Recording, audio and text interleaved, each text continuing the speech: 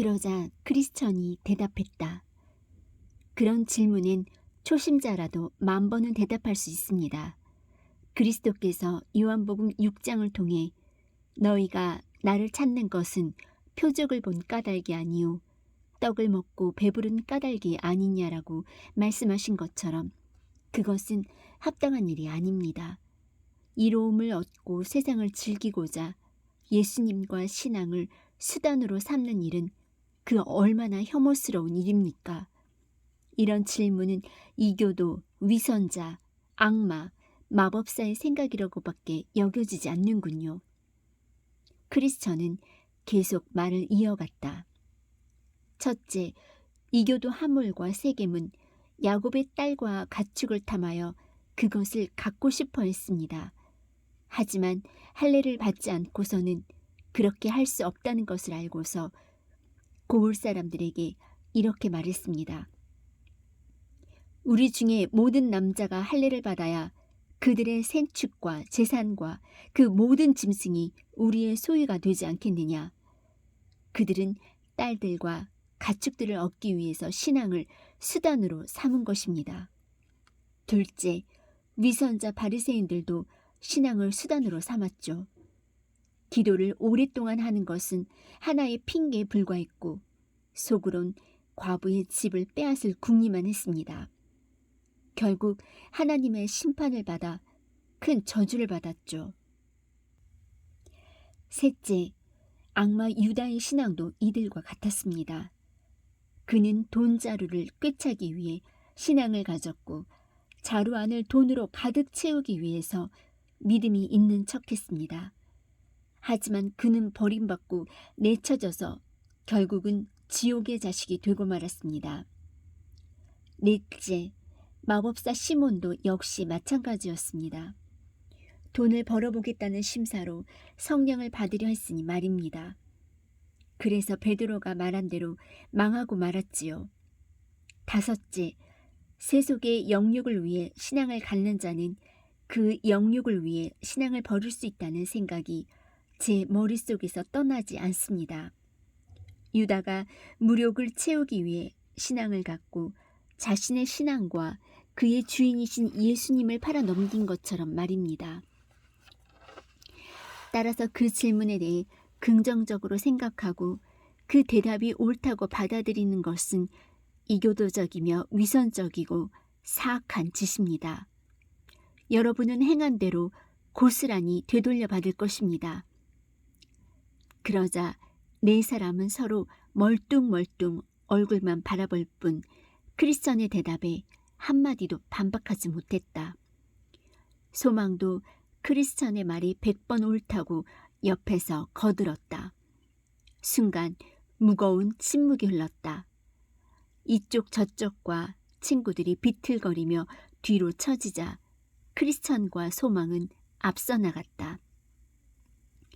크리스천이 소망에게 물었다.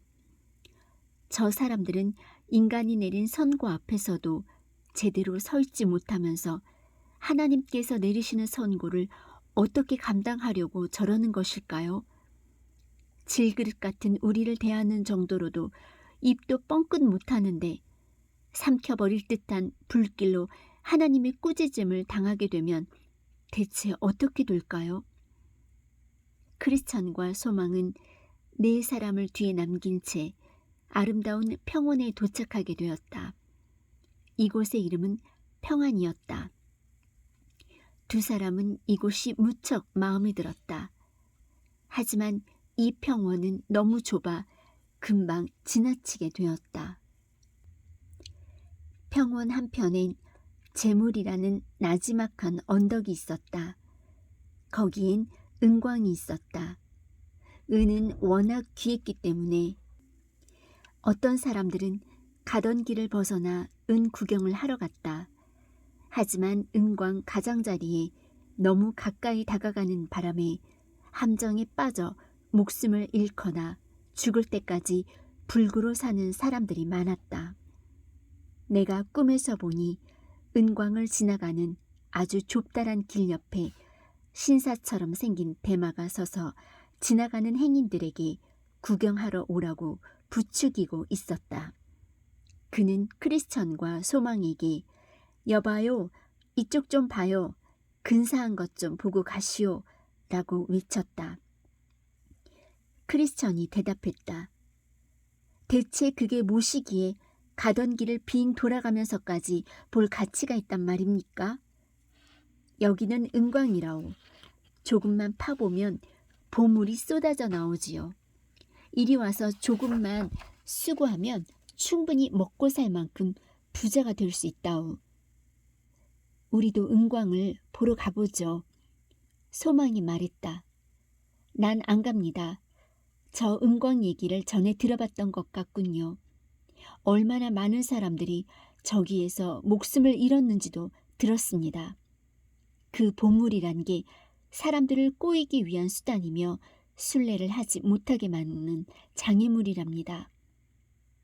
크리스천은 이렇게 말하고 대마에게 소리쳤다. 거기 위험하지는 않습니까? 순례자들이 그곳 때문에 많이 방해받지는 않았습니까? 뭐 그리 위험하진 않습니다. 부주의한 사람들에겐 위험하긴 하겠지만요. 하지만 이렇게 말하는 대마의 얼굴이 붉어졌다. 그러자 크리스천이 소망에게 말했다. 우리 흔들리지 말고 앞만 보고 갑시다. 만약 이쪽 저쪽이 여기까지 와서 대마가 구경하란 소리를 들었다면 분명히 가서 볼 겁니다. 제가 장담하죠. 소망이 말했다. 그건 보나마나 뻔하죠. 자기 원칙을 따른다면 저 은광으로 구경 갔다가 분명히 죽게 될 겁니다. 크리스천이 응수했다. 와서 구경 안 하실 거요? 대마가 다시 외쳤다. 그러자 크리스천은 큰 소리로 이렇게 말했다. 대마, 당신은 이 길을 따라 하나님을 만나러 가는데 방해가 되는 원수요. 그리고 당신은 우리 주님의 재판관 중 한 분으로부터 이미 유죄 판결을 받았소. 그런데 왜 당신은 우리까지 그 저주에 끌어들이려 하는 거요? 우리가 샛길로 빠진다면 하나님 아버지께서는 이 소리를 들으셨다가 우리가 주님 앞에 당당하게 서게 되는 날 그 자리에서 우리를 욕되게 하실 겁니다. 대마가 다시 외쳤다. 이번에는 자신도 순례자들과 같은 형제라면서 조금만 기다려주면 금방 따라가겠노라고 말했다. 그러자 크리스천이 말했다. 당신의 이름은 무엇입니까? 내가 불렀던 그 이름 맞습니까? 그럼요. 제 이름은 대마가 맞습니다. 아브라함의 자손이죠. 그럼 당신이 누군지 알겠네요. 게하시를 증족으로 유다를 아버지로 두고 그들의 전철을 똑같이 밟고 있군요. 그러나 당신이 하는 이 수작은 악마의 관계일 뿐입니다. 당신 아버지는 배신자로 목매달아 죽었으니 아마 당신도 비슷한 죗값을 치르게 될 겁니다. 우리가 주님 앞에 가게 되면 당신의 행동을 고하겠습니다. 그리고 두 사람은 가던 길을 계속 갔다. 잠시 후 내 꿈에 이쪽 저쪽과 친구들이 다시 나타났다. 그들은 대마를 보자마자 즉시 은광으로 달려갔다. 그들이 은광 속을 들여다보다가 빠져 죽었는지 직접 은을 캐러 내려갔는지 아니면 저 아래에서 뿜어져 나오는 유독가스에 질식해 죽었는지는 잘 모르겠다. 하지만 그들은 내 꿈에서 2번 다시 모습을 보이지 않았다. 그러자 크리스천은 이렇게 읊었다. 은광을 지키는 대마와 이쪽 저쪽은 마음이 통하여 재물을 나눠 가질 생각에 하나가 부르자마자 다른 하나가 득달같이 달려갔네. 그래서 이들은 이 세상에 발목이 잡혀 더 이상 나아가지 못하는구나. 나는 평원 저편에 서 있는 오래된 유적에 크리스천과 소망이 도착하는 모습을 보았다. 여인이 기둥으로 변한 듯한 모습을 하고 길가에 떡하니 버티고 서 있는 이 범상치 않은 유적을 보고 두 사람은 무엇인지 궁금했다. 그래서 두 사람은 걸음을 멈추고 자세히 들여다보았다. 하지만 한참을 살펴보아도 도대체 뭔지 알 수 없었다. 그때 소망이 기둥의 머리 부근에 예사롭지 않은 글씨체로 무언가 쓰여 있는 것을 발견했다. 학식이 얕은 그는 어느 정도 배움이 있는 크리스천에게 혹시 이 글자가 무슨 뜻인지 알겠냐며 와서 봐달라고 했다. 그 말에 크리스천은 기둥에 다가가 한동안 이리저리 그 글자를 놓고 궁리했다. 그러다 그것이 롯의 아내를 기억하라는 뜻임을 알게 되었다. 크리스천은 이 글귀를 소망에게 읽어주었다.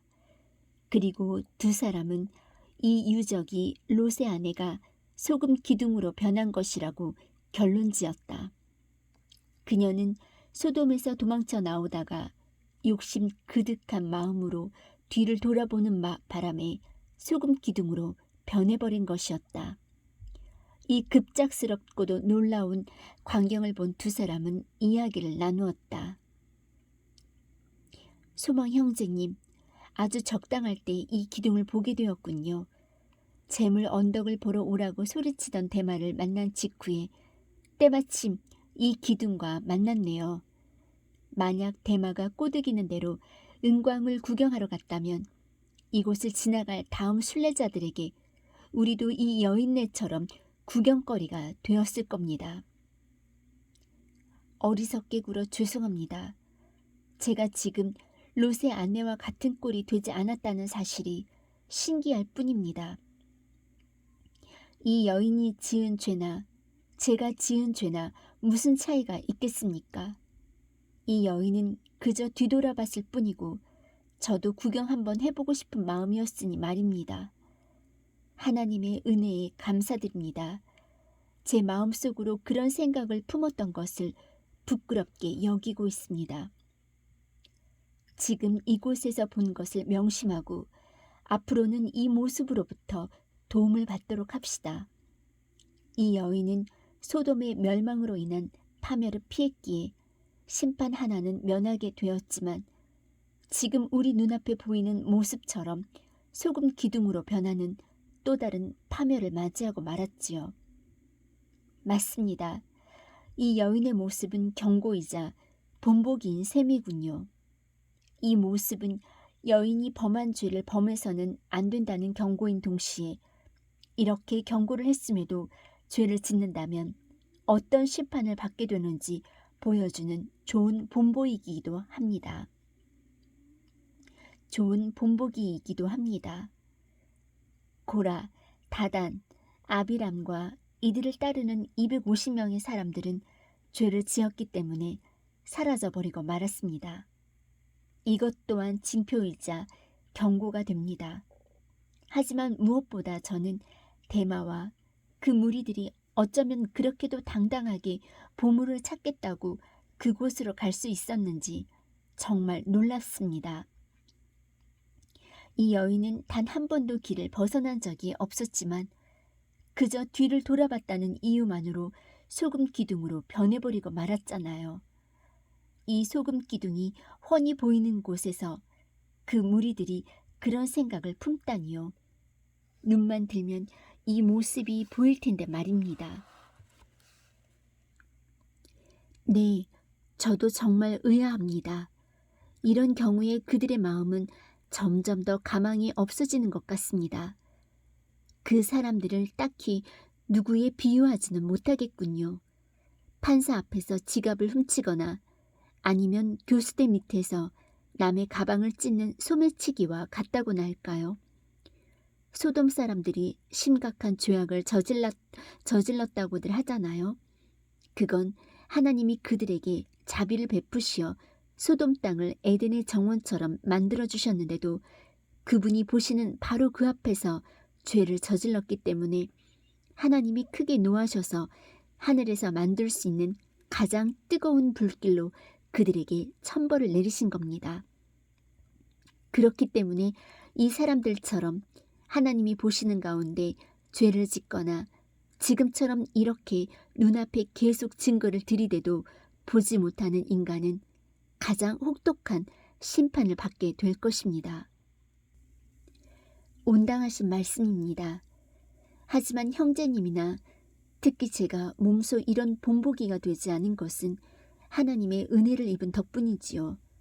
이번 기회에 하나님께 감사를 드리고 그분 앞에서 두려워하며 늘 롯의 아내를 기억해야겠습니다. 나는 그들이 깨끗한 강에 도착한 것을 보았다. 다윗은 이곳을 하나님의 강이라고 했으며 요한은 생명수의 강이라고 했다. 크리스천과 소망은 강둑을 따라 나 있는 길을 기쁜 마음으로 걸었다. 강물을 마시니 지친 영혼에 생기가 돌았다. 게다가 강둑 양쪽으론 온갖 종류의 과일나무가 줄지어 서 있었다. 그 나뭇잎은 약용으로도 쓸 수 있다. 나무의 과일을 배불리 먹고 나자 둘은 기분이 좋아졌고 그 잎은 혹시나 술래 중에 시달리게 될지도 모를 고열을 예방해 주었다. 강 양쪽으론 백합이 아름답게 피어있는 초원이 1년 내내 생기롭게 펼쳐져 있다. 두 사람은 안전해 보이는 이 초원에 누워 잠을 청했다. 잠에서 깬 두 사람은 일어나 나무의 열매를 또 따먹고 강물을 마신 후 다시 잠이 들었다. 그렇게 그들은 여러 날을 보냈다. 그러고는 이렇게 노래를 불렀다. 보라, 쭉 뻗은 길 옆으로 이 수정 같은 강물이 흐르면서 순례자들을 위로하네. 푸른 초원은 향기로운 플레음을 풍기며 진미를 주는구나. 맛 좋은 과일과 잎들이 얼마나 기분 좋은 것인지 아는 사람이라면 재산을 모두 팔아 이 초원을 사들이리. 두 사람은 아직 갈 길이 멀기에 길을 떠나기 전에 과일을 양껏 먹고 물을 마신 후 길을 나섰다. 내가 꿈에서 보니 그들은 떠난 지 얼마 안 되어 길과 강둑이 갈라지는 곳에 다다르게 되었다. 그들은 매우 섭섭했지만 그렇다고 길을 벗어날 수도 없는 노릇이었다. 강에서 멀어지는 길은 험했고 발은 오랜 여행으로 인해 퉁퉁 부르터 있었다. 그래서 순례자들은 이 길에서 크게 낙심하고 말았다. 그래도 조금은 더 평탄한 길이 나오기를 바라며 두 사람은 계속 길을 걸어갔다. 얼마 지나지 않아 왼편으로 풀밭이 보였다. 옆에는 울타리를 밟고 넘어갈 수 있는 발판이 놓여 있었다. 이곳은 샛길 풀밭이라는 곳이었다. 크리스천이 소망에게 말했다. 이 풀밭이 이 길과 나란히 펼쳐져 있다면 울타리를 넘어갑시다. 그러고는 크리스천이 발판을 살펴보려고 다가가서 보니 울타리 한편으로 오솔길이 조르르 나 있었다. 제가 바라던 대로군요. 이리로 가면 편안히 갈 수 있겠어요. 어서 오세요, 소망 형제님. 울타리를 넘어갑시다. 하지만 만약 이 길이 옆으로 빠지는 샛길이라면 어쩌죠? 소망이 물었다. 그럴 리가요. 보십시오. 이 길을 따라 옆으로 나란히 나 있지 않습니까? 크리스천에게 설득당한 소망은 그를 따라 발판을 디딘 후 울타리를 훌쩍 뛰어넘었다. 오솔길로 들어서니 두 발이 얼마나 편하던지 두 사람이 앞을 보니 어떤 남자가 저 앞에 걸어가고 있었다. 그자의 이름은 헛된 자신감이었다. 두 사람은 그를 부르며 뒤쫓아가 이 길을 따라가면 어디가 나오느냐고 물었다. 하늘의 성문으로 가게 됩니다. 봐요. 내 말이 맞았죠? 이제 우린 제대로 가게 된 겁니다. 그래서 두 순례자는 그의 뒤를 따라 걸었다. 하지만 밤이 되자 칠흑 같은 어둠이 내렸다. 두 사람의 앞에서 걷던 헛된 자신감은 앞길을 제대로 분간할 수 없었다. 헛된 자신감이라는 이름에 걸맞게도 그는 풀밭 주인이 괜히 잘난 척이나 하는 멍청이들을 골탕 먹이기 위해 만들어 놓은 구덩이에 그만 쏙 빠지고 말았다. 그는 바닥으로 떨어지면서 뼈가 으스러졌다. 크리스천과 소망은 그가 구덩이로 떨어지는 소리를 들었다. 그래서 무슨 일이냐고 물었지만 대답 대신 신음소리만 들려왔다. 그러자 소망이 말했다. 지금 여기가 어디쯤이죠? 소망의 질문에 크리스천은 아무 대답도 하지 못했다. 자기가 이 샛길로 가자고 꼬드겼기 때문이었다.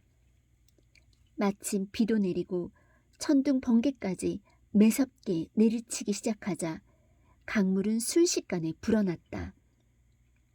그러자 소망은 신음하며 혼잣말로 중얼거렸다. 그냥 가던 길로 갔어야 했는데. 크리스천이 항변했다. 이 길이 이렇게 샛길로 빠질 줄 누가 알았답니까? 저는 처음부터 꺼림칙했어요. 그래서 제가 그때 넌지시 말씀드렸잖아요. 그냥 솔직히 말할 걸 그랬습니다. 형제님이 저보다 나이가 많으신 분이라 말씀 못 드린 건데. 형제님, 화내지 마십시오. 제가 길에서 벗어나자고 하는 바람에 이렇게나 힘든 고초를 겪게 만들어서 죄송합니다. 나쁜 뜻에서 그런 건 아니니 부디 용서해 주십시오. 괜찮습니다, 형제님. 이게 다 우리에게 도움이 되라고 그런 게 아니겠습니까? 이렇게 마음 넓게 이해해 주시는 분과 길벗이 되어 정말 기쁘군요. 하지만 여기 더 있다가는 안 되겠습니다. 왔던 길로 되돌아가야겠어요. 하지만 형제님, 이번엔 제가 앞서가겠습니다. 소망이 말했다. 아니요, 제가 앞서가게 해주십시오. 저 때문에 우리 둘 다 이런 위험에 빠지게 되었는데 혹시라도 위험이 닥치면 제가 먼저 겪어야죠. 아닙니다. 앞장서시면 안 됩니다. 형제님은 지금 마음이 복잡해서 그러다가 또다시 샛길로 빠져들 수 있어요. 그때 두 사람을 격려하는 목소리가 들려왔다. 내가 전에 가던 길을 마음에 두라.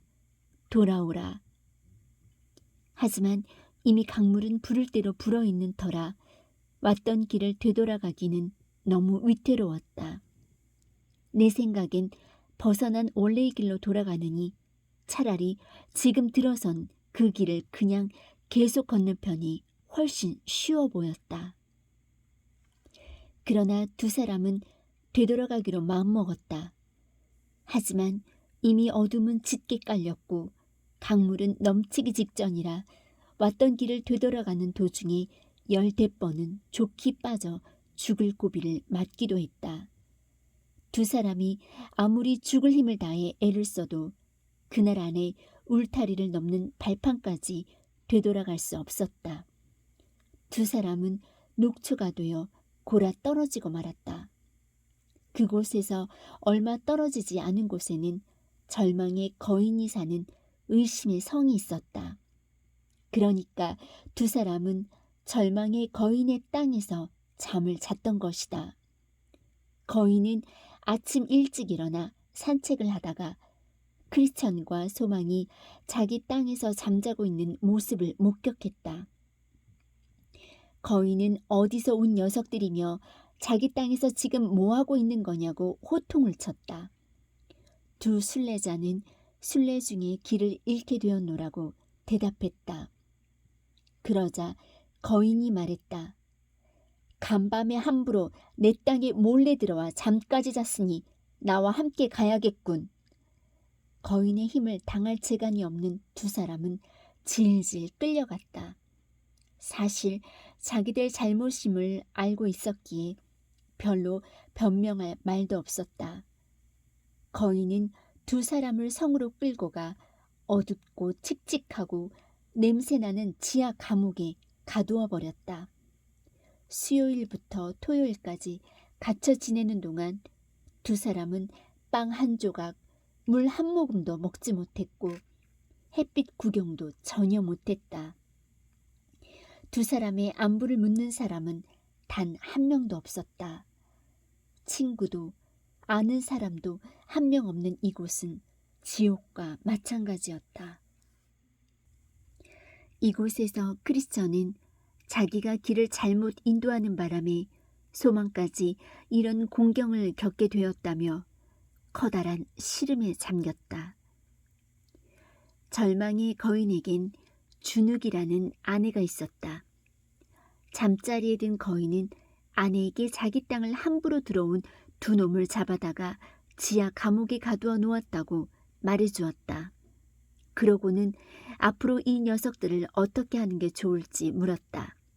그러자 아내는 그들이 뭐하는 자이며 어디에서 와서 어디로 가는 중인지 물었다. 거인은 아내가 묻는 말에 모두 대답해 주었다. 아내는 아침에 일어나자마자 인정사정 볼 것 없이 두 사람을 두들겨 패라고 조언했다. 다음 날 아침 잠에서 깬 거인은 돌 능금나무로 만든 몽둥이를 들고 감옥으로 내려가서 두 순례자를 사정없이 후려 갈겼다. 두 사람은 꼼짝없이 온몸을 두들겨 맞으며 맨바닥을 나 뒹굴고 말았다. 거인이 다 때리고 나가자 두 사람은 자신들의 처량한 처지를 위로하면서 이런 고초를 겪게 된 상황을 한탄했다. 그들은 한숨과 탄식으로 하루를 보냈다. 그 다음 날 준욱은 순례자들에 대해 남편과 얘기를 나누다가 그들이 아직도 살아있다는 사실을 알고는 남편더러 순례자들이 스스로 목숨을 끊도록 부축이라고 충고했다. 아침이 밝자 거인은 씩씩거리며 순례자들에게 갔다. 가서 보니 그들은 그 전날 거인에게 두들겨 맞은 상처로 몹시 괴로워하고 있었다. 거인은 순례자들에게 절대로 이곳에서는 나갈 수 없으며 나갈 수 있는 유일한 방법은 칼로 찌르든 목을 매달든 독약을 마시든 자살하는 것뿐이라고 말했다. 그러면서 이렇게까지 혹독한 아픔을 견뎌가면서도 살아야 할 이유가 있냐고 물었다. 크리스천과 소망은 거인에게 제발 풀어달라고 애원했다. 그러자 거인은 그 꼴이 보기 싫어 그들에게 달려가 자기가 직접 그들의 목숨을 끊어놓으려고 했다. 그런데 그 순간 거인이 발작을 일으켰다. 거인은 이렇게 화창한 날이면 가끔 발작을 일으켰다. 거인은 한동안 두 손을 조금도 움직일 수 없었다. 그는 뒤로 물러나면서 순례자들에게 뭘 해야 할지 곰곰이 생각해 보라는 말을 던지고 그곳을 떠났다. 크리스천과 소망은 거인의 충고에 따를 것인지 아닌지를 상의하려고 얘기를 나누기 시작했다. 형제님, 어찌해야 할까요? 이렇게 사는 건 정말 비참합니다. 이렇게라도 살아야 하는 건지 아니면 죽는 게 나은 건지 정말 잘 모르겠습니다. 마음속에서는 차라리 목매달아 죽으라고 하네요. 이 감옥보다는 오히려 무덤 속이 편할 테니까요.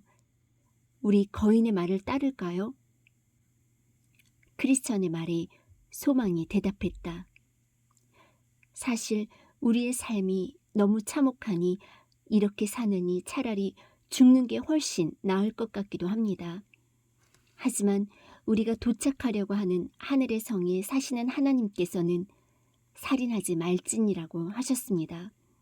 이 말은 다른 사람을 죽이지 말라는 말이기도 하지만 뒤집어 생각해보면 자기 목숨을 죽이지 말라는 얘기도 되지요. 게다가 남을 죽이는 자는 그 사람의 육신을 죽이는 것이지만 자살하는 자는 자신의 육신과 영혼 모두를 죽이는 셈이 됩니다. 형제님께서 방금 무덤 속이 훨씬 더 편하겠다고 하셨죠. 그럼 살인을 저지른 자가 지옥으로 떨어진다는 사실은 잊으신 건가요? 살인하는 자마다 영생이 그 속에 거하지 아니하는 것이라고 했습니다. 그러니 다시 한번 생각해 보도록 해요. 모든 것이 절망의 거인 손에 달려있진 않습니다. 우리처럼 거인에게 붙들렸다가 빠져나간 사람이 있을지 몰라요. 만물을 창조하신 하나님께서 혹시 절망의 거인의 목숨을 앗아가실지도 모르는 일 아닙니까? 아니면 그가 여기 감옥문 잠그는 걸 깜빡하고 잊을 수도 있고요. 아니면 거인이 우리 앞에서 발작을 일으켜 사지를 못 쓰게 될 수도 있잖아요. 만약 그런 일이 다시 생긴다면 저는 남자답게 용기를 내어 그 소나귀에서 벗어나기 위해 최대한 노력할 겁니다. 지난번에 그렇게 하지 못한 나 자신이 바보 같습니다. 하지만 형제님, 우선 한동안은 버텨봅시다. 어쩌면 우리에게 이곳을 벗어날 기회가 올지도 모르잖아요. 대신 우리 손으로 우리의 목숨을 끊는 짓은 절대로 하지 맙시다.